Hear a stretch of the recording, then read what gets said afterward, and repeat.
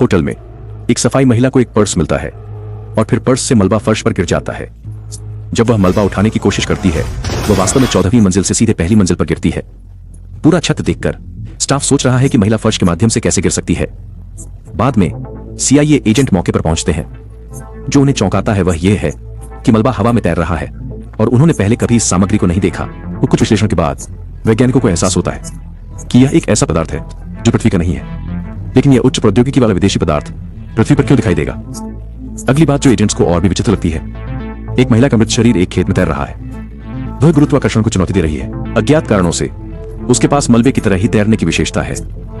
पहले एजेंट्स ने सोचा कि शरीर हवा से यहां आया है, लेकिन फिर उन्हें एहसास हुआ कि शरीर और हवा की दिशा मेल नहीं खाती।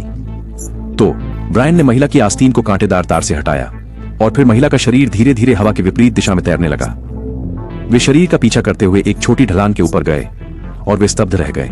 यहाँ और भी मृत शरीर हैं और ये शरीर एक विशेष चुंबकीय क्षेत्र की तरह साथ साथ घूम रहे हैं। वे शरीरों को जांच के लिए प्रयोगशाला में वापस ले जाते हैं और उन्हें पता चलता है कि शरीर की कोशिकाएं और मस्तिष्क अभी भी कार्य कर रहे हैं, लेकिन उनकी धड़कन नहीं है और न ही सांस है। अचानक मृत महिला अपनी आंखें खोलती है, फिर तुरंत उन्हें दोबारा बंद कर देती है। सभी संकेत इस बात की ओर इशारा करते हैं कि यह सब मलबे से जुड़ा है और मलबे केवल एक ही नहीं है। वो कुछ दिन पहले एक एलियन स्पेसक्राफ्ट बाहरी अंतरिक्ष में दुर्घटनाग्रस्त हो गया और उसका बहुत सारा मलबा पृथ्वी पर गिरा। एलियन प्रौद्योगिकी का अध्ययन करने के लिए CIA अन्य मलबे की खोज में लग जाता है। जल्द ही वे जंगल में गहराई में एक विशाल मलबा खोज लेते हैं। जैसे ही CIA एजेंट मलबे को स्थानांतरित करने वाले होते हैं, जंगल में 2 अजनबी दिखाई देते हैं। एजेंट्स तुरंत अपनी बंदूकें निकालते हैं उन्हें चेतावनी देने के लिए। जब दोनों अजनबी समझ जाते हैं कि वे पकड़े गए हैं तो वे मलबा निगल लेते हैं और तुरंत गायब हो जाते हैं। वे एक पुल के नीचे टेलीपोर्ट होते हैं, लेकिन उनमें से एक गलती से पुल के स्तंभ में टेलीपोर्ट हो जाता है। अपने दुर्भाग्यशाली साथी को स्तंभ में फंसा देखकर आदमी बिना हिचक उसे खत्म कर देता है। चुंबकीय विघटन के बाद एजेंटों को पुल के नीचे शव मिलता है, लेकिन उसका साथी पहले ही भाग चुका है। अगला अजीब चीजें होती रहती हैं। एक छोटे से शहर में शॉपिंग कार्ट, लोहे की जंजीरें, गैस टैंक और अन्य वस्तुएं अपने आप चल रही हैं।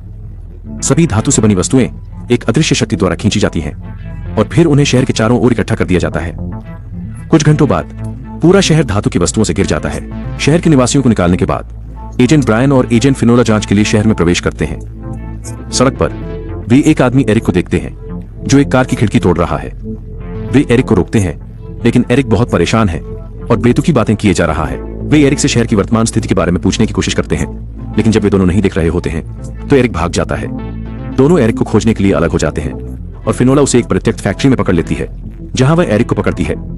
उसी समय ब्रायन भी एक गोदाम के पास एरिक को पकड़ लेता है। एरिक का कोई जुड़वा भाई नहीं है, तो 2 एरिक कैसे हो सकते हैं।